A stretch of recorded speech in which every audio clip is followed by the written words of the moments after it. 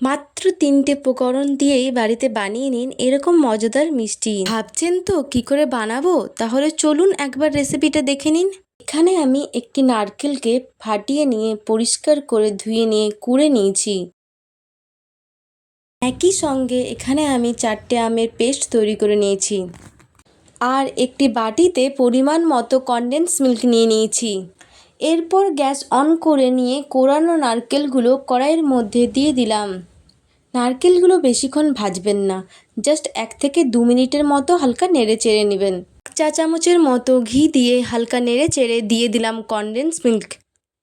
যেহেতু আমি এখানে কনডেন্স মিল্ক দিলাম সেহেতু আর চিনি আলাদা করে ব্যবহার করব না। এরপর খুব তাড়াতাড়ি একটু নেড়ে নিই, না হলে কনডেন্স মিল্কটা নিচে লেগে যাচ্ছে। এরপর কড়াইয়ের মধ্যে দিয়ে দিলাম পাকা আমের পেস্ট। নেড়ে চেড়ে সবগুলো ভালোভাবে মিশিয়ে নেব যতক্ষণ না গাঢ় হয়ে আসছে। এখানে আমি 2টো এলাইচির টুকরো করে দিয়ে দিচ্ছি, যাতে টেস্টটা একটু ভালো আসে। এলাইচির টেস্ট এলে খেতে আরও বেশি ভালো লাগবে। এইভাবে কিন্তু নেড়েই যাবেন, বারবার তাড়াতাড়ি করে নাড়তে হবে, না হলে আস্তে আস্তে যত গাঢ় হবে তত কড়াই লাগতে শুরু করবে। নাড়তে নাড়তেই যখন খুব বেশি গাঢ় হয়ে যাবে, দেখে নিয়ে মনে হবে না এটা আমরা একটা লাড্ডুর শেপ দিতে পারবো, তখন ওটাকে তুলে নিয়ে একটি প্লেটে খালি করে নেবেন।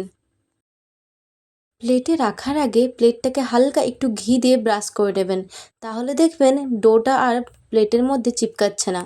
প্লেটে দেওয়ার পর সঙ্গে সঙ্গে হাত দেবেন না, তাহলে দেখবেন হাতে ছ্যাঁকা লেগে গেছে। ডোটাকে কিছুক্ষণ ঠান্ডা হতে দিব। ঠান্ডা হয়ে গেলে হাতের মধ্যে এভাবে একটু ঘি বুলিয়ে নিয়ে ছোট টুকরো হাতের মধ্যে নিয়ে এভাবে গোল গোল করে মিষ্টি বানিয়ে নেব। এইভাবে গোল গোল করে সব মিষ্টিগুলো এক এক করে বানিয়ে নেব। আমি এখানে গোল করে বানিয়ে নিয়েছি, আপনারা নিজেদের ইচ্ছে মতো শেপ দিয়ে বানিয়ে নিতে পারেন। দেখুন বন্ধুরা, এই ডো দিয়ে 12টি মিষ্টি তৈরি হয়ে গেছে। মিষ্টিগুলো দেখে নিয়ে খুব টেস্টি মনে হচ্ছে। আমার তো মনে হচ্ছে এখনই খেয়ে নিই। আপনাদেরও কি তাই মনে হচ্ছে?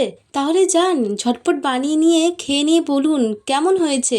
এই রেসিপিটি যদি আপনাদের ভালো লেগে থাকে তাহলে please like, share and comment করে জানাবেন। আর আপনারা দেখছেন সুমিতাস কিচেন। পরের ভিডিওটি দেখার জন্য প্লিজ সাবস্ক্রাইব করে নিন। ধন্যবাদ।